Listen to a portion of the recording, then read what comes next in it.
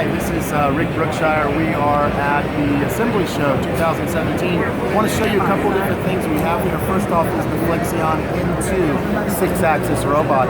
Our Flexion N2 is a unique 6-axis robot in that it has a folding arm technology. The arm is able to reach up underneath itself, saving a significant amount of space that's utilized for the factory, as well as giving it the ability to improve motion efficiencies. So we're able to reduce the overall cycle time while at the same time giving you a much smaller footprint on the factory floor.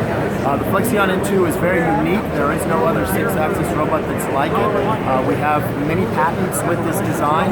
I've been doing this for a long time, over 30 years. This is the first major new breakthrough in 6-axis technology. What you'll see with typical 6-axis robots is the elbow will get in the way and it will run into things, or you have to make the work envelope way too big because of the elbow. We've tucked the elbow underneath itself, and that's what's allowed us to be able to get this space savings.